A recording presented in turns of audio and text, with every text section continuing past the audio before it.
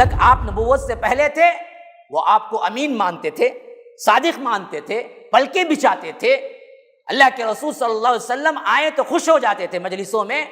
تو آپ سے اصل دشمنی نہیں ہے، آپ کی دعوت سے دشمنی ہے. محمد ابن عبداللہ سے کوئی دشمنی نہیں تھی، اصل دشمنی تو تھی تو محمد الرسول اللہ سے تھی. ہم دراصل قصے جو سنا رہے ہیں انبیاء کے، کیوں سنا رہے ہیں آپ کو قرآن میں؟ اسی واسطے تو کہ آپ کے اندر اعتماد، آپ کے اندر صداقت، آپ کے اندر عزم، حوصلہ، پختہ ایمان ہو جائے کہ رسولوں کے جتنے قصے اللہ نے پہلے نوح کے سنائے، ہود کے سنائے، صالح کے سنائے، ان سب کے اسی واسطے سے سنائے کہ ان لوگوں کو بھی کیا ہے، ان لوگوں نے ٹارچر کیا، تکذیب کی، صبر کیے، تو تب اللہ کا عذاب آیا اور آپ مسلمانوں کو اللہ نے مقام دیا. ایسے ہی تمہارے ساتھ بھی معاملہ ہو. حدیث میں یہاں تک آیا ہے کہ اگر کسی نے اس دنیا میں سنگ والی بکری غیر سنگ والی بکری کو سنگ سے اسے اذیت پہنچائی ہے تو اللہ اس کو بھی دوبارہ اٹھا کرے گا اور اس کو سنگ دے گا، اور وہ اس سنگ سے اس سنگ والی بکری پر کیا کرے گی، مارے گی، پھر دونوں کو برابر کر دے گا. تو ایک قول مفسرین کا یہ بھی ہے کہ اللہ صرف دنیا کے لوگوں کو نہیں جمع کرے گا، سب مخلوقات کو پھر دوبارہ جمع کرے گا. لیکن ہاں جنت جہنم یہ دراصل ایک اختصاص ہمارے واسطے ہے کہ نیک بنو اللہ جنت دے گا. کہ اگر اللہ چاہتا تو سب کو ہدایت دیتا، نہیں، اللہ نے اپنا ایک طریقہ کار رکھا ہے. اللہ جس کو چاہتا ہے ہدایت دیتا ہے، جس کو چاہتا ہے اللہ گمراہ کرتا ہے. اور جو لوگ اللہ کی آیات کو پانے کے باوجود بھی جھٹلاتے ہیں، اندھیروں میں بھٹکنا خود چاہتے ہیں، اللہ ان کو زبردستی ہدایت نہیں دیتا. یعنی اللہ جس کو چاہتا ہے گمراہ کرتا ہے، جس کو چاہتا ہے ہدایت دیتا ہے. کا مطلب کیا ہے؟ اللہ زبردستی کرتا ہے، جہنمی بناتا ہے؟ نہیں، اللہ کہتا ہے ہم ان کو ہی گمراہ کرتے ہیں جو زبردستی اللہ کے آیتوں کو سن کر بھی ہدایت نہیں لینا چاہتے. ہاں، بہرے گونگوں کی طرح اندھے ہو کر بھٹکنا چاہتے ہیں، ہم ان کو زبردستی ہدایت نہیں دیتے. MSLI TV، رہنمائی بدلتی دنیا کے لیے.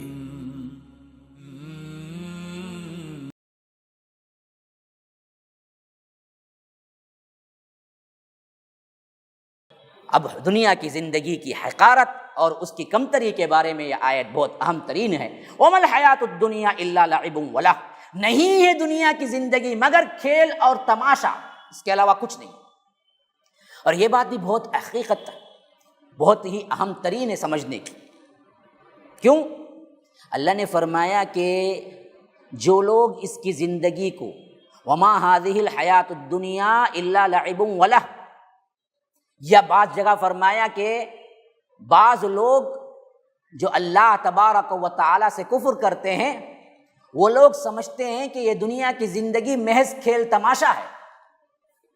ہاں، لیکن یہاں کہہ رہا ہے کہ نہیں ہے اس دنیا کی زندگی کی کوئی حقیقت سوائے کھیل تماشے کے. یہ کیا جی، ایک کانٹرڈکٹ، متضاد بات. ایک جگہ اللہ کہہ رہا ہے کہ یہ دنیا کی زندگی کھیل تماشا کے علاوہ کچھ نہیں ہے، وَمَا الْحَيَاةُ الدُّنْيَا إِلَّا لَعِبٌ وَلَهْوٌ. اور دوسری جگہ کہتا ہے کہ یہ کافر لوگ ذَلِكَ ظَنُّ الَّذِينَ كَفَرُوا، یہ کافر لوگ سمجھتے ہیں کہ یہ دنیا کی زندگی کھوائے کھیل تماشے کے کچھ نہیں ہے. یہ کافروں کا عقیدہ ایسا ہے، ورنہ تو یہ زندگی اللہ تبارک و تعالی نے تمہیں بڑی گفٹ دی ہے آخرت کی زندگی بنانے کے لیے. تو یہاں پر اللہ کہتا ہے کہ جو لوگ دنیا کی زندگی کو کھیل تماشا کہتے ہیں وہ کافر لوگ ہیں، اور یہاں اللہ خود کہتا ہے کہ دنیا کی زندگی کھیل تماشے کے علاوہ کچھ نہیں ہے. کیسے سمجھیں گے؟ یاد رکھیے، دنیا کی زندگی کی آخرت کی زندگی کے مقابلے میں جو اہمیت ہے اس حیثیت سے بالکل یہ کھیل تماشا ہے. ہاں، کیونکہ یہاں کا 1-2 منٹ ہے جو تم یہاں گزارتے ہو آخرت کے مقابلے میں، کیونکہ پہلا دن ہی 50,000 سال کے برابر ہوگا نا.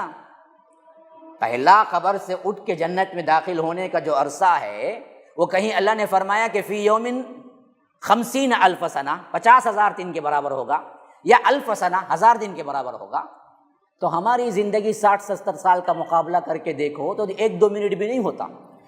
تو دنیا کی جو زندگی آخرت کے مقابلے میں دیکھو گے تو کھیل تماشے کا جو وقفہ تم یہاں نکالتے ہو اتنا ہی ہے، لیکن آخرت کو بنانے کے سلسلے میں دنیا کی زندگی دیکھو گے تو بڑی قیمتی ہے. ان 2-3 لمحات میں تم تیاری کر لو تو آخرت کامیاب ہو جائے گے. اور یہ آخرت میں کامیاب ہونے والے جتنے لوگ ہیں وہ اس دنیا کی زندگی میں دین بنانے کے لیے بڑی اہم سمجھتے ہیں. کافر سمجھتے ہیں کہ یہ کھیل تماشا ہے. بات ہو گئی. یہاں جو کھیل تماشا اللہ کہہ رہا ہے وہ کیا ہے؟ آخرت کی جو حقیقت ہے اس کے مقابلے میں دنیا کھیل تماشے کے علاوہ کچھ نہیں ہے. 2-3 منٹ کا عرصہ ہے جہاں تم آنا ہے، اپنا کام کرنا ہے، نکل جانا ہے. تو اس واسطے فرمایا کہ اس کی حقیقت کے مقابلے میں تو یہ صرف کیا ہے؟ کھیل تماشا ہے. لیکن اس کی حقانیت اور یہاں پر اس کو تیاری کرنے کے ضمن میں یہ بہت اہمیت کی زندگی ہے. ہاں تو یہ کھیل تماشا نہیں ہے. تو دونوں باتیں ایک ساتھ سمجھنا چاہیے، ورنہ تو کیا ہے مغالطہ ہو جائے گا کہ یہ تو اللہ نے کہہ دیا کہ کھیل تماشا ہے. نہ، یہ کھیل تماشا اس معنی میں ہے کہ آخرت کی حقیقت کے مقابلے میں، ورنہ تیاری کے مقابلے میں یہ بہت اہم ترین زندگی ہے دنیا کی. وَلَلدَّارُ الْآخِرَةُ خَيْرٌ لِّلَّذِينَ يَتَّقُونَ. دیکھیے اس واسطے آ گیا حقیقت کے سلسلے. وَلَلدَّارُ الْآخِرَةُ، دار آخرت، آخرت کا گھر، خیرٌ، بہتر ہے، للذین یتقون، جو اللہ سے ڈرتے ہیں. افلا تعقلون، کیا تم عقل نہیں رکھتے؟ تو اس حیثیت سے کیا ہے، آخرت کی زندگی بڑی بہتر ہے. لیکن آخرت کی تیاری کے سلسلے میں دنیا کی بھی بڑی اہمیت ہے. اب آ گئی وہ بات جو سورت کا سب سے اہم ترین مضمون میں نے بیان کیا تھا. یہ ایک ہے رسالت اور رسالت پر اٹھائے جانے والے اتنے تمام وہ شکوے شکایات یا اللہ کے رسول صلی اللہ علیہ وسلم سے مانگ معجزے جو اللہ تبارک و تعالیٰ نے یہاں پر کھل کر جوابات دیے ہیں، اس سلسلے کا یہاں پر مضمون دوبارہ اعادہ ہو رہا ہے جو سورت کے شروع میں بھی آ گیا تھا. اب یہ بات ذہن میں رکھیے، آگے پڑھیے. فرمایا کہ قد نعلم انہ لیحزنک الذی یقولون. یا رب، اس میں تسلی بھی ہے، اللہ تبارک و تعالیٰ کی طرف سے ڈھارس بھی ہے، اور اللہ کی محبت گویا کہ اپنے حبیب کے لیے جھلک رہی ہے. جیسے ایک ماں اپنے بیٹے سے اظہار محبت کرے تو کیسے جھلکے کی. فرمایا اے نبی، ہمیں خوب معلوم ہے جو کچھ بھی یہ کر رہے ہیں، آپ اس سے غمگین نہ ہو. قد نعلم، اللہ کے رسول آپ کو یہ بدبخت دیوانے کہتے ہیں، مجنون کہتے ہیں، ساحر کہتے ہیں. آپ پر کیا ہے، طرح طرح کے طنز کرتے ہیں، آپ پر طرح طرح کے باتیں بناتے ہیں. آپ کو کہتے ہیں کہ تم کیا ہے آسمان پر سیڑھیاں چڑھ جاؤ، تم کیا ہو جا کے کیا ہے کوئی کتاب ہمارے نظر کے سامنے لے آؤ، یا کوئی پہاڑ کو سونے کا بنا دو، یا تم رسول ہو تو یہ کرو وہ کرو وہ کرو. ان سب سے تمہارا سینہ دکھتا ہے، تم دکھ اٹھاتے ہو، ہم کو معلوم ہے. لیحزنک الذی یقولون، تم غمگین ہو جاتے ہو. یاد رکھو، اس کی اگر آپ ڈیوائڈ کر دیں ہزاروں میں، لیکن اس کی ایک پرکاہ کی ایک شائبہ ہر دائی کو اس کی زندگی میں پہنچتی ہے. یاد رکھیے، یہ رسول کا معاملہ ہے بہت اونچا، جس میں اللہ تبارک و تعالیٰ ڈھارس بندھا رہا ہے. قد نعلم انہ لیحزنک الذی یقولون. اللہ کے رسول جو باتیں یہ بناتے ہیں آپ پر، اس سے آپ کا سینہ تنگ ہوتا ہے، آپ کو غم ہوتا ہے، ہم جانتے ہیں. یہی حالت ہر دائی کو، اللہ کے رسول کا مقابلہ تو نہیں، لیکن ایک پرکا کی حیثیت ہر دائی کو بھی کیا ہے، غم سہنا پڑتا ہے جو کچھ اس پر باتیں بناتے ہیں. کیوں؟ یہ سنت الہی ہے کہ جب بھی کوئی کام کرتا ہے اس پر باتیں بناتے ہیں لوگ، اسے ٹارچر کرتے ہیں، اسے گالیاں دیتے ہیں، اسے غم پہنچاتے ہیں. تو رسول تم پر بھی ہو رہا ہے، ہم جانتے ہیں. یہ نہیں کہ ہم نے چھوڑ دیا ہے، یہ کوئی ڈھارس بنانے کا، محبت جتلانے کا ایک نیا انداز ہے. جیسے ماں کہتی ہے کہ بیٹا تم پر کیا گزر رہی ہے میں جانتی ہوں، لیکن تمہارے اچھائی کے لیے کہہ رہی ہوں. تو وہی انداز ہے. اللہ کے رسول آپ پر کیا گزرتی ہے ہم جانتے ہیں، لیکن آپ غم نہ کیجئے. کیوں؟ فَإِنَّهُمْ لَا يُكَذِّبُونَكَ. اصل معاملہ یہ ہے رسول کے یہ آپ کو نہیں جھٹلاتے ہیں، وَلَكِنَّ الظَّالِمِينَ بِآيَاتِ اللَّهِ يَجْحَدُونَ. بدبخت اصل میں حجت میں آ کر یہ میری آیتوں کو جھٹلاتے ہیں. گویا کہ آپ کو جھٹلانا آپ کا جھٹلانا نہیں ہے، آپ کو جھٹلانا مجھے جھٹلانا ہے. اللہ تعالیٰ اپنے آپ پر لے لیا، کہا کہ فَإِنَّهُمْ لَا يُكَذِّبُونَكَ. اللہ کے رسول آپ کو نہیں جھٹلا رہے ہیں، آپ کو نہیں غم پہنچا رہے ہیں. یہ بدبخت دراصل میری آیتوں کو جھٹلا رہے، ورنہ تو آپ سے کوئی دشمنی نہیں ان کو. جب تک آپ نبوت سے پہلے تھے وہ آپ کو امین مانتے تھے، صادق مانتے تھے، پلکیں بچھاتے تھے، اللہ کے رسول صلی اللہ علیہ وسلم آئے تو خوش ہو جاتے تھے مجلسوں میں، تو آپ سے اصل دشمنی نہیں ہے، آپ کی دعوت سے دشمنی ہے، آپ اللہ کے پیغمبر ہونے سے دشمنی ہے۔ تو اللہ کہتا ہے تو آپ اس میں غمگین نہ ہو جائیے، بلکہ یہ اصل میں میری مخالفت میں کر رہے ہیں ظالم، وَلَكِنَّ الظَّالِمِينَ بِآيَاتِ اللَّهِ يَجْحَدُونَ، یہ اللہ کی آیتوں سے دراصل کیا ہے، انکار کر رہے ہیں۔ ورنہ تو یہ تو کیا اسی واسطے کہ ابو جہل تو منہ پہ کہتا تھا اللہ کے رسول صلی اللہ علیہ وسلم پہ پس، اللہ کے رسول آپ کو جھوٹا ماننے کے لیے تو دل نہیں کہتا، نہ ہم نے کبھی آپ سے جھوٹ دیکھا ہے، لیکن جو تم لے کے آئے ہو اس کو ماننے کو دل نہیں کرتا۔ تو اللہ کے رسول کی سچائی کی تو یہ لوگ مانتے تھے، لیکن مانتے نہیں تھے تو اصل اللہ کی کتاب ہونے کو نہیں مانتے تھے، اس بات سے اصل دشمنی تھی۔ ورنہ محمد ابن عبداللہ سے کوئی دشمنی نہیں تھی، اصل دشمنی تو تھی تو محمد الرسول اللہ سے تھی۔ محمد ابن عبداللہ کی حیثیت سے تو وہ ہمیشہ مانتے تھے، اصل مسئلہ جھگڑا تو یہ تھا کہ محمد الرسول اللہ مانتے ہو یا نہیں مانتے ہو، اس پر تکلیفیں اٹھائی رسول نے، اور اس کا 1% حصہ، 1000واں حصہ کر کے اس کا 1% حصہ ہر دائی کو بھی پہنچتا ہے۔ جب وہ دعوت کا کام کرتا ہے تو اس کو پھولوں کا ہار نہیں ملتا، کانٹوں کی سیج ملتی، پھولوں کی سیج نہیں ملتی، کانٹوں کی راہ ملتی ہے، تکالیف پر سہنا پڑتا ہے۔ تو جم کے کھڑے ہونا چاہیے۔ ان آیتوں سے کیا کرنا چاہیے؟ ہمیں بھی دراصل عزم ارادہ پختہ کر لینا چاہیے۔ وَلَكِنَّ الظَّالِمِينَ بِآيَاتِ اللَّهِ يَجْحَدُونَ، یہ ظالم لوگ اصل میں اللہ کے رسول مجھے انکار کر رہے ہیں، میری آیتوں کو انکار کر رہے ہیں، اور اسی ڈھارس میں، اسی نصیحت میں اور بات آگے اللہ تبارک و تعالیٰ بڑھا رہا ہے۔ وَلَقَدْ كُذِّبَتْ رُسُلٌ مِّن قَبْلِكَ، اللہ کے رسول یہ بھی آپ سمجھ لیجئے، آپ سے پہلے بہت سے رسول ایسے ہی جھٹلائے جا چکے ہیں، یہ نیا نہیں ہے۔ آپ کے ساتھ یہ معاملہ مشرکین مکہ کر رہے ہیں، آپ سے پہلے جو رسول آئے تھے ان سے بھی یہی معاملہ ہوا کہ بدبختوں نے ان سے بھی اعراض کیا، ان کو بھی جھٹلایا، ان کو بھی تکلیفیں دی۔ فَصَبَرُوا عَلَىٰ مَا كُذِّبُوا، ان لوگوں نے صبر کیا ان پر جو کچھ بھی تکذیب کی گئی تھی۔ وَأُوذُوا حَتَّىٰ أَتَاهُمْ نَصْرُنَا، اور ان رسولوں کو کیا نہیں کیا گیا، انہوں نے جلد بازی نہیں کی، بلکہ ان کر صرف باتوں سے نہیں، وَأُوذُوا، اذیتیں بھی دی گئی، ان کو تکلیفیں بھی پہنچائی گئی، یہاں تک کہ ہماری مدد ان تک پہنچ گئی۔ ایسے ہی اللہ کے رسول آپ پر بھی تکلیفیں آئے گی، صبر کرو اور آپ پر بھی میری مدد آ جائے گی ان قریب۔ وَلَا مُبَدِّلَ لِكَلِمَاتِ اللَّهِ، دیکھو اللہ کی بات کبھی نہیں بدلتی، اللہ کے ان کلمات کو بدلنے والا کوئی نہیں ہے۔ ایک قرآن میں کوئی رد و بدل نہیں، ایک بات دوسری یہ ہے کہ اللہ کی یہ سنت میں بھی کوئی رد و بدل نہیں کہ پہلے دراصل کیا ہوگا، غم آئیں گے، آپ کو جھٹلایا جائے گا، آپ پر مصیبتیں آئیں گی، تو پہلا کنڈیشن صبر کا ہے، کرنا پڑے گا، ہاں دوسرا کنڈیشن مدد کا ہے، میں کروں گا ضرور، اس طریقے میں تم تبدیلی نہیں پاؤ گے، آپ کی بھی مدد ہوگی۔ بہت جلد ہو گئی اس کے بعد فتح مکہ میں اللہ تبارک و تعالیٰ نے پورا حجاز کھول کے دے دیا اللہ کے رسول کو۔ تو یہی کہہ رہا ہے وَلَا مُبَدِّلَ لِكَلِمَاتِ اللَّهِ، کہ اللہ کی بات نہیں بدلتی، اللہ کی سنت نہیں بدلتی۔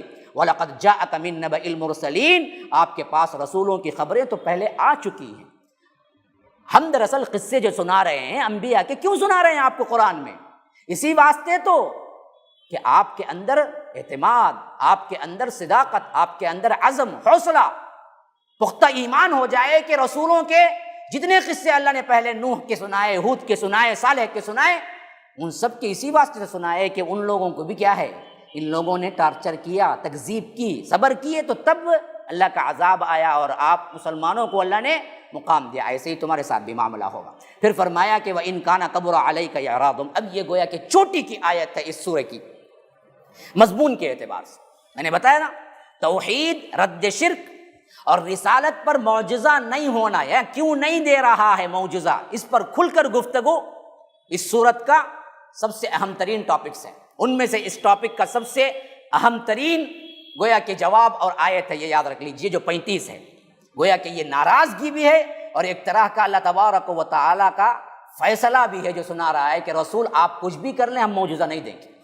اب بڑا غور سے سنیے اس آیت کا ترجمہ کرتے ہوئے بھی کیا ہے، دل گھبرا رہا ہے کہ کیسی تنبیہ ہو رہی ہے۔ دیکھو، وَإِن كَانَ كَبُرَ عَلَيْكَ إِعْرَاضُهُمْ، اے اللہ کے رسول صلی اللہ علیہ وسلم، ان لوگوں کا اعراض، ان لوگوں کا منہ پھیر کے چلے جانا، یعنی آ کے پوچھتے اللہ کے رسول، ہم مان لیتے آپ کے رسول، آپ کو رسول، لیکن آپ سونے کا پہاڑ بناؤ، چل کے دکھاؤ، آسمان پہ جاؤ، کتاب لے کے آؤ، یہ معجزے دکھاؤ۔ اب یہ پوچھتے پوچھتے ایک طرح کی اللہ کے رسول صلی اللہ علیہ وسلم کو بھی خواہش ہو گئی، اگر اتار دیتا تو کیا ہو جاتا؟ اللہ نے کہا کہ نہیں، اتارتا تو کیا ہے، ان کی قوم کی جو مہلتیں ختم ہو جاتی، اس واسطے ہم نہیں اتارتے، اور آپ جلدی نہ کیجئے۔ تو گویا کہ اس خواہش کو جو اللہ نے پورا نہیں کیا، ایک دوسرا تنبیہی انداز ہے جو یہاں پر ہو رہا ہے۔ فرمایا کہ کبر علیک اعراضہم، کبر علیک اعراضہم، یا رب ان لوگوں کا یہ اعراض، ان لوگوں کی یہ ناراضگی، اللہ کے رسول آپ کو بڑی ہی شاخ گزرتی ہے، مشکل ہوتی ہے، اور آپ سوچتے ہیں کہ کیوں نہیں اللہ تبارک و تعالیٰ معجزہ اتار نہیں دیتا ان کے کہنے پر، تو دل کو تکلیف پہنچتی ہے۔ فَإِنِ اسْتَطَعْتَ، اگر آپ کے اندر استطاعت ہے تو ان تبتغی نفقا فی الارض، تم خود کیا کرو، زمین میں سرنگ بنا کے جاؤ، او سلما فی السماء، یا آسمان میں سیڑھی لگا کے چڑھ کے دکھلا دو، فیاتیہم بآیہ، یہ کوئی نشانی خود سے لا کے دکھلا دو، ہم نہیں لا سکتے۔ یا رب کیا سختی کے ساتھ انکار ہو رہا ہے، دیکھیے معجزے کا۔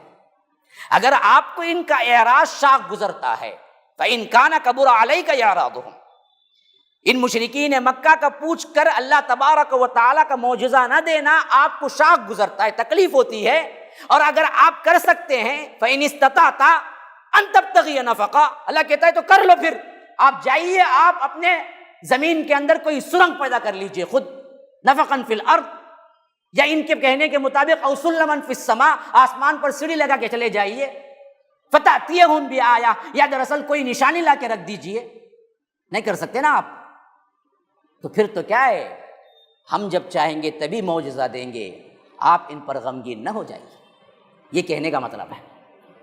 اگر آپ کے ان کے اعراض سے شاخ گزرتا ہے معاملہ، تکلیف ہوتی ہے، تو آپ خود کر کے دیکھ لیں، حالانکہ ظاہر جواب ہے نہیں کر سکتے اللہ کے رسول، اسی لیے فرمایا فإن استطعت ان تبتغی نفقا، اگر آپ چاہیں تو آپ کیا ہیں، زمین میں سرنگ لگا لیں، اور سلما فی السماء، سلم کہتے ہیں سیڑھی کو، سیڑھی لگا کے آسمان پہ چلے جائیں، یا کوئی نشانی لائیں، نہیں۔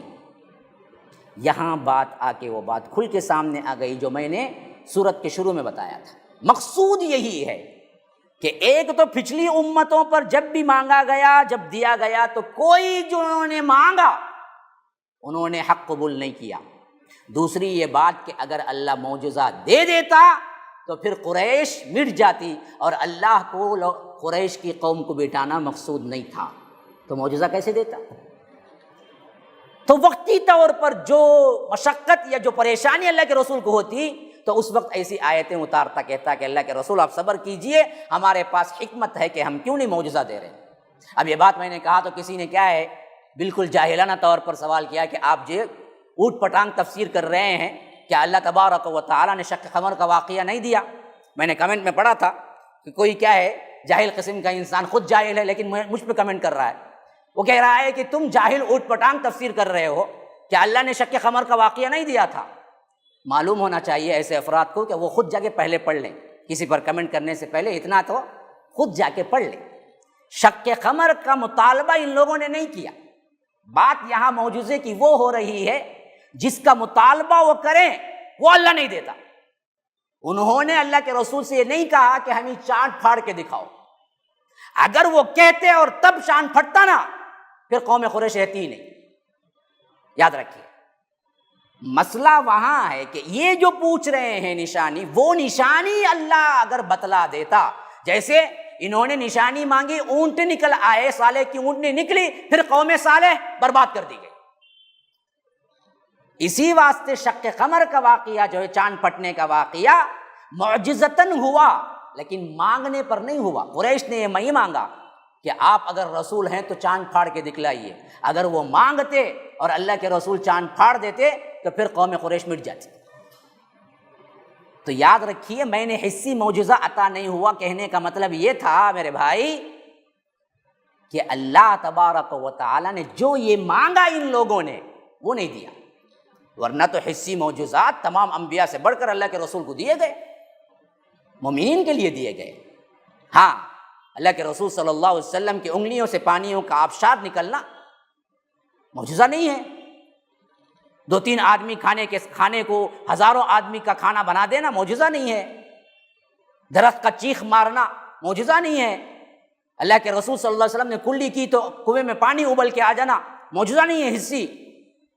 ہزاروں حصی معجزات اللہ کے رسول صلی اللہ علیہ وسلم کو دیے گئے، تمام انبیاء سے بڑھ کر دیے گئے، لیکن یہاں وہ معنی نہیں تھا میرا جس کو آپ سمجھ کے اوٹ پٹانگ کا لفظ استعمال کر رہے ہیں۔ دراصل آپ کی بات اوٹ پٹانگ کی ہے۔ اصل مسئلہ یہ ہے کہ اللہ تبارک و تعالی نے جب یہ معجزہ مانگے اس وقت انہوں نے جو مانگا وہ نہیں دیا، کیونکہ اگر وہ دے دیتا تو پھر تو مسئلہ ان کا ختم ہو جاتا، اور اللہ کو قوم قریش کو ختم کرنا مقصود نہیں تھا، یہ کہنا تھا۔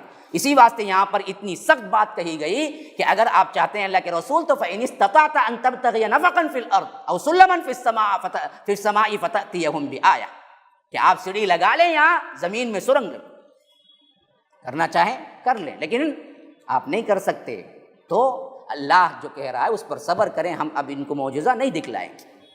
اور آگے بات بڑی پتے کی کہہ دی گئی، کیوں نہیں دکھلائیں گے جی؟ وَلَوْ شَاءَ اللَّهُ لَجَمَعَهُمْ عَلَى الْهُدَى۔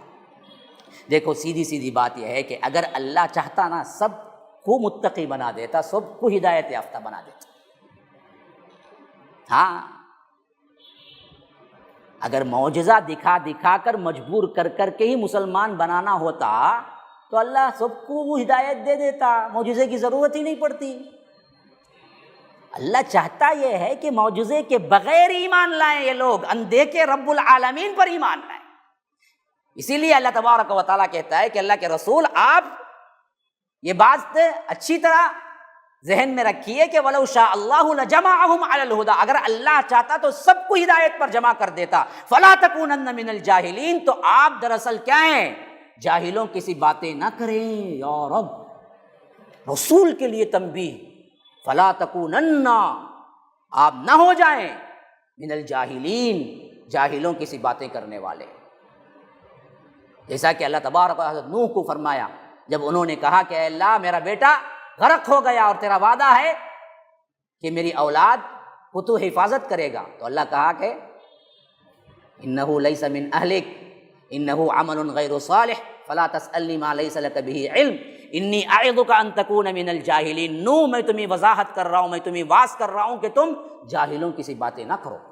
ایسی ہی بات کیا ہے، اللہ تبارک و تعالی جناب محمد رسول اللہ صلی اللہ علیہ وسلم کو فرما رہا ہے کہ آپ معجزہ جلدی نہ کیجیے ان معاملات میں، اور جاہلوں کی سی باتیں نہ کیجیے، کیونکہ اللہ کو معلوم ہے کب معجزہ دینا کب معجزہ نہ دینا۔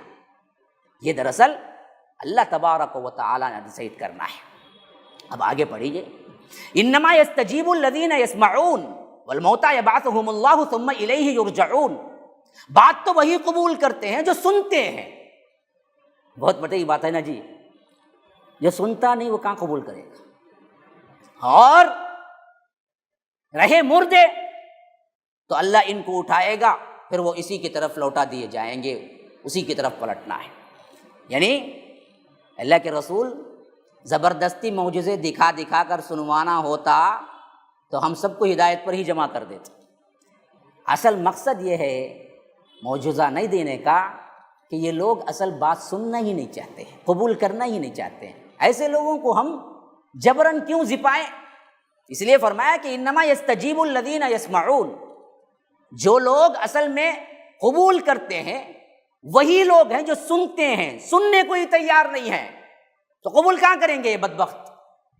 اور یہ جس طرح زندہ ہو کر کان رکھ کر نہیں سنتے، ان کی مثال ایسی ہے جیسے مردے ہیں۔ والموتى، مردے بھی سنتے نہیں، یہ زندہ ہونے کے باوجود بھی سنتے نہیں۔ اس میں دو باتیں آ گئی، ایک یہ کہ جو اللہ کے آیتوں کو سن کر بھی سنائی نہیں دیتا، اس کو سمجھتا نہیں مانتا نہیں، وہ مردے کی طرح ہے۔ دوسری بات یہ ہے کہ مردے سنتے نہیں، سیدھی بات، مردے سنتے نہیں، تو پھر کئی کو جا کے قادر ولی کو پکارتے ہیں، کئی کالے شاہ ولی کو پکارتے ہیں، والموتى، مردے سنتے نہیں۔ یہ بھی بات آ گئی اس میں، اور یہ بھی بات آ گئی، سنتے وہی ہیں جو قبول کرتے ہیں وہی سنتے ہیں، اور یہ قریش کے اندر جو انکار کر رہے ہیں وہ سننا ہی نہیں چاہتے۔ پھر اللہ کہتا ہے کہ ہم ان سب کو جمع کریں گے، بعثہم اللہ ثم الیہ یرجعون۔ اب آ گئی وہ بات کھل کے، اور جو معجزہ نہیں عطا ہونے۔ وقالوا لولا انزل علیہ آیۃ من ربہ، کہتے ہیں کہ کیوں نہیں اتار دی گئی ان پر کوئی نشانی ان کے رب کی طرف سے۔ یہی بات ہے نا جو آپ کو تکلیف دیتی ہے، یہ بار بار آ کے جو کہتے ہیں اللہ کے رسول اگر ہیں تو آپ پر وہی اگر آتی ہے تو کوئی معجزہ کیوں نہیں ہو جاتا، کوئی آیت کیوں نہیں اترتی؟ اللہ تعالیٰ وہ کھل کے سامنے لا لیا۔ دیکھیے کہ یہ آ کے کیا کہتے ہیں، ان پر کوئی نشانی کیوں نہیں اترتی؟ اللہ کہتا ہے کہ بدبخت ہو، میں عاجز ہوں، نشانی اتار نہیں سکتا، میرے پاس اس کی طاقت نہیں ہے، استطاعت نہیں ہے، یہ بات نہیں ہے۔ بدبختو سنو، قل ان اللہ قادر علی ان ینزل آیہ، اللہ تبارک و تعالی پوری طرح قادر ہے کوئی بھی نشانی اتارنے پر، وہ تو کن فیکون کا مالک ہے۔ ولکن اکثرہم لا یعلمون، لیکن اکثر لوگ جانتے نہیں ہیں، سمجھتے یہ ہیں کہ اللہ تبارک و تعالی عاجز ہے یا رسول جھوٹا ہے۔ نہیں، نہ اللہ عاجز ہے نہ رسول جھوٹا ہے، بس اللہ وہ چاہتا ہے، اللہ جو چاہتا ہے وہ کرتا ہے، ہر نشانی اتارنے پر قادر ہے، لیکن اب نہیں اتارنا ہے تو نہیں اتارے گا۔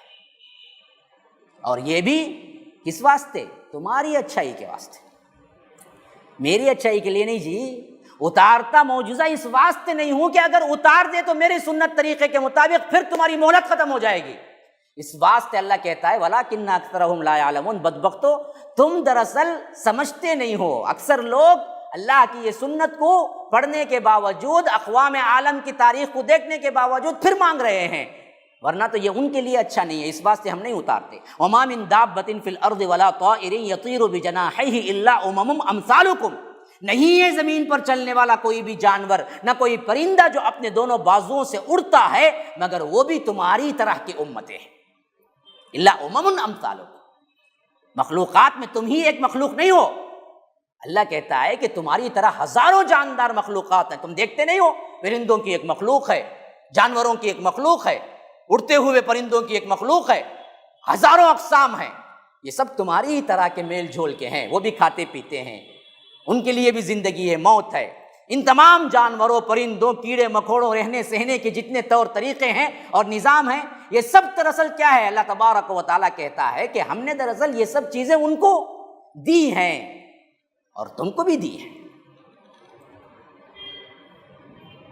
مطلب کیا ہے یہ کہہ کے؟ مطلب کیا ہے؟ اب آگے بڑھو۔ مطلب ما فرطنا فی الکتاب من شیء ثم الی ربہم یحشرون، ہم نے تو اپنی کتاب میں کسی بھی شے کی کمی نہیں رکھی ہے، پھر یہ اپنے رب کی طرف لوٹائے جائیں گے، جمع کیے جائیں گے خاص طور پر۔ اب یہاں پر یہ کہنا کیا بات ہے؟ اللہ تبارک و تعالیٰ نے بتا دیا کہ دیکھو تم کوئی الگ سے مخلوق نہیں ہو جس کے لیے رب العالمین اپنے اپنے اصول تبدیل کر دے۔ اصول وہی ہیں جو جتنے جاندار مخلوقات کے لیے ہے، جینا، مرنا، کھانا پینا، اس طرح کا جو شیڈولی نظام دنیا کا اللہ نے دیا ہے، ایسا صرف تم نہیں کرتے ہو، ہزاروں لوگ ہیں، ان سب میں تم ہی منتخب کیا، تم ہی رسالت کے لیے چنا، تمہارے اندر اللہ تبارک و تعالیٰ نے ہدایت کا سلسلہ جاری رکھا، تم کو اشرف المخلوقات بنایا، اور تم سے اللہ تبارک و تعالیٰ نے مطالبہ کیا کہ اپنے خواہش سے اپنی زندگی کو اللہ کی راہ میں دو اور جنت پاؤ۔ ایک بات۔ دوسری بات یہ ہے کہ ہم جمع بھی کریں گے تو کیسے کریں گے؟ پھر سب کو کریں گے۔ اسی واسطے اس آیت سے بعض علماء نے یہاں تک بھی تفسیر کی ہے کہ یہ جمع کرنا جو ہے نا، جیسے اللہ دنیا کے لوگوں کو جمع کرے گا، ویسے ہی جانوروں کو بھی، حشرات الارض کو بھی، کیڑے مکوڑوں کو بھی، جتنے بھی مخلوقات پائے ان کو بھی جمع کرے گا حشر کے میدان میں، اور ان سے بھی سوال جواب ہوگا۔ ہاں یہ اور بات ہے کہ ان کو جنت جہنم نہیں ہوگی، بس جو ظلم زیادتی ہوگی ان سے باس پرس ہوگی اور ان کو پھر فنا کر دیا جائے گا۔ اسی واسطے اس آیت کی طرف اشارہ ہے، ما فرطنا فی الکتاب من شیء، کوئی چیز اس کتاب میں ہم نے نہیں چھوڑی، یعنی لوح محفوظ میں ہم نے لکھ رکھا ہے۔ ثم الی ربہم یحشرون، اور تم سب کو پلٹنا اپنے رب کی طرف ہے، تو خالی انسان نہیں پلٹیں گے قیامت کے دن، شیر کا اپنا، سب کا سب کیا ہے، اس کی جتنے بھی اس صفت کے ہیں جتنے وہ لوگ درندہ صفت لوگ جمع ہوں گے، بکریوں کا ریوڑ ہے تو جمع ہوگا۔ حدیث میں یہاں تک آیا ہے کہ اگر کسی نے اس دنیا میں سنگ والی بکری غیر سنگ والی بکری کو اگر اس نے کیا ہے، کوئی ٹارچر، کوئی مارا ہے یا کوئی زخم کیا ہے، سنگ سے اسے اذیت پہنچائی ہے، تو اللہ اس کو بھی دوبارہ اٹھا کرے گا اور اس کو سنگ دے گا، اور وہ اس سنگ سے اس سنگ والی بکری پر کیا کرے گی، مارے گی، پھر دونوں کو برابر کر دے گا۔ تو ایک قول مفسرین کا یہ بھی ہے کہ اللہ صرف دنیا کے لوگوں کو نہیں جمع کرے گا، سب مخلوقات کو پھر دوبارہ جمع کرے گا۔ لیکن ہاں جنت جہنم یہ دراصل اختصاص ہمارے واسطے ہے کہ نیک بنو، اللہ جنت دے گا۔ والذین کذبوا بآیاتنا صم وبکم فی الظلمات، اور جن لوگوں نے ہماری آیات کو جھٹلا دیا اور بہرے اور گونگے ہیں وہ لوگ ہماری آیتوں کے سلسلے میں اندھیروں میں بھٹک رہے ہیں یوں۔ اور من یشاء اللہ یضلل ومن یشاء یجعلہ علی صراط مستقیم، جس کو اللہ چاہتا ہے گمراہ کر دیتا ہے اور جس کو چاہتا ہے سیدھے راستے پر لے آتا ہے۔ یعنی ولو شاء اللہ لجمعہم جو اوپر فرمایا نا، اسی کی تشریح آ رہی ہے۔ اگر اللہ چاہتا تو سب کو ہدایت دیتا، نہیں، اللہ نے اپنا ایک طریقہ کار رکھا ہے۔ اللہ جس کو چاہتا ہے ہدایت دیتا ہے، جس کو چاہتا ہے اللہ گمراہ کرتا ہے۔ اور جو لوگ اللہ کی آیات کو پانے کے باوجود بھی جھٹلاتے ہیں، اندھیروں میں بھٹکنا خود چاہتے ہیں، اللہ ان کو زبردستی ہدایت نہیں دیتا۔ یعنی اللہ جس کو چاہتا ہے گمراہ کرتا ہے، جس کو چاہتا ہے ہدایت دیتا ہے۔ کا مطلب کیا ہے؟ اللہ زبردستی کرتا ہے، جہنمی بناتا ہے؟ نہیں، اللہ کہتا ہے ہم ان کو ہی گمراہ کرتے ہیں جو زبردستی اللہ کے آیتوں کو سن کر بھی ہدایت نہیں لینا چاہتے۔ ہاں، بہرے گونگوں کی طرح اندھے ہو کر بھٹکنا چاہتے ہیں، ہم ان کو زبردستی ہدایت نہیں دیتے۔ قل ارأیتکم ان اتاکم عذاب اللہ او اتتکم الساعۃ اغیر اللہ تدعون ان کنتم صادقین۔ اللہ کے رسول ان سے کہیے ذرا غور کرو، اگر تم کسی وقت اللہ کا عذاب تم پر آ جائے یا تم پر قیامت آ جائے تو کیا تم اللہ کے سوا کسی اور کو پکارو گے اگر تم سچے ہو؟ تو بات ہے بہت اہم ترین، واضح ترین بات یہاں پر اللہ تبارک و تعالیٰ نے کہی ہے۔ جتنے مشرکین ہیں یہ سب اپنے انداز، اپنے اندر دل کو ٹٹولیں، ٹٹول کے دیکھیں تو اندر توحید ہی پائیں گے۔ یاد رکھو یہ اللہ کا فرمان ہے، اس پر ہمیں یقین ہے۔ اسی لیے فرمایا کہ آپ کہہ دیجئے ان سے اگر عذاب کا وقت آ جائے یا قیامت آ جائے تو اس وقت تمہاری حالت کیا ہوگی؟ کالے شاہ ولی کو بلاؤ گے؟ عبد القادر جیلانی کو؟ نہیں، اس وقت پکارو گے صرف اللہ کو۔ تو اندر اصل میں توحید ہے تمہارے، مشکل وقت میں کھل کے سامنے آتی ہے۔ بدبخت عمدن منہ موڑتے ہیں اللہ کی توحید سے۔ جیسے میں نے کہا کہ احمد نقشبندی کا جو ہے واقعہ میں نے شروع میں بتایا تھا کہ آخر کھل کے بعد دل کی آ گئی نا، اللہ تو ہی دور کر سکتا ہے کرونا کو۔ تو یہی حال تمہاری مصیبت پر تم اللہ ہی کو پکارو گے کہ کسی دوسرے کو پکارو گے؟ اللہ پوچھتا ہے غیر اللہ تدعون ان کنتم صادقین، سچے ہو تو بتاؤ۔ پھر اللہ ہی جواب دیتا ہے بل ایاہ تدعون فیکشف ما تدعون الیہ ان شاء وتنسون ما تشرکون۔ ہرگز نہیں، مصیبت کی گھڑی میں تم اسی کو پکارتے ہو۔ بل ایاہ تدعون، پھر اگر وہ چاہتا ہے جس تکلیف کے لیے تم نے اسے پکارا ہے اسے دور کر دیتا ہے، تو ایسے موقع پر پھر تم اللہ کو چھوڑ کر دوسروں کو شریک کرنے لگتے ہو، اللہ کو بھول کر دوسروں کو شریک کرنے لگتے ہو۔ ھذا وباللہ التوفیق، صلی اللہ وسلم علی نبینا محمد۔ اسأل اللہ لی ولکم ولسائر المسلمین من کل ذنب فاستغفروہ انہ هو الغفور الرحیم۔ السلام علیکم ورحمۃ اللہ وبرکاتہ۔ دیکھو پریشانی آ گئی ہے، اب تو کم از کم تضرع اختیار کرو، اب تو اللہ کے سامنے گڑ گڑاؤ، اب تو دراصل اللہ کی طرف رجوع ہو جاؤ، اب تو گناہوں کو چھوڑ دو۔ اس واسطے ہم ان پر کیا ہے بأسا اور ذرہ طاری کیے، ان پر تکلیفوں کا سلسلہ رکھا، پلٹ کے آتے روتے گڑ گڑاتے تو اللہ تبارک و تعالیٰ دل میں نرمی پیدا کر دیتا اور قرآن کی آیتیں دلوں کے اندر اترتی، انبیاء کی ہدایتیں دلوں کے اندر اترتی اور یہ پلٹ کر اور زیادہ اللہ والے بن جاتے۔ لیکن ان بدبختوں نے کیا کیا؟ تضرع اختیار نہ کیا، رونا گڑ گڑانا، اللہ کی طرف آنا اس کو اختیار نہیں کیا، تو اللہ نے ایک اور سخت ترین ان کے اوپر عذاب کی شکل میں رکھ دیا۔ وہ کیا تھا؟ دلوں کی سختی۔ یہ سخت ترین عذاب ہے رب کی طرف سے، کہیں ہم اس میں تو مبتلا نہیں ہیں۔ آج اگر کوئی برائی کر رہا ہے اور اس برائی پر بھی اسے دنیا مل رہی ہے، دنیا کے انعامات مل رہے ہیں، تو سمجھ لیجئے یہ اللہ تبارک و تعالیٰ کے خوش ہونے کی دلیل نہیں ہے، بلکہ یہ اللہ تبارک و تعالیٰ کے مہلت دینے کی دلیل ہے، اور اس بات کی علامت ہے کہ عنقریب بڑی زبردست پکڑ آنے والی ہے۔ کیا تم نے کبھی غور کیا ہے اگر اللہ تبارک و تعالیٰ تمہاری آنکھیں اور تمہارے کان چھین لے، یعنی تمہاری بصارت اور تمہاری سماعت کو چھین لے اور تمہارے دلوں پر مہر لگا دے، تو اللہ کے سوا کون سا معبود ہے جو دوبارہ تمہیں یہ تمام چیزیں واپس کر دے؟ کون ہے؟ کوئی ہے شریک؟ جن کو تم اللہ کا شریک بنا بیٹھے ہو، کسی کے پاس ہے طاقت؟ جو آج کے ہمارے معصوم بھائی، معصوم ہی کہنا چاہیے کیونکہ علماء سو نے ان کو کیا ہے مغالطے میں ڈال رکھا ہے، ورنہ تو بریلوی عوام بہت معصوم ہے۔ وہ لوگ جو کہتے ہیں نا اللہ کے رسول عالم الغیب ہیں، اللہ کے رسول کو کیا ہے پورا اختیار دے دیا گیا تھا، اللہ کے رسول مختار کل ہیں، اللہ کے رسول فلاں ہیں، دیکھیے اس آیت میں صاف طور پر تردید ہے اللہ تبارک و تعالیٰ کی طرف سے کہ آپ کہیے، قل، آپ کہیے کیا؟ اللہ کے خزانے کے اختیار میرے پاس نہیں ہے، نہ میں غیب جانتا ہوں، نہ میں نور ہوں، نہ میں ملک ہوں، صاف اعلان ہے۔ MSLI TV رہنمائی بدلتی دنیا کے لیے۔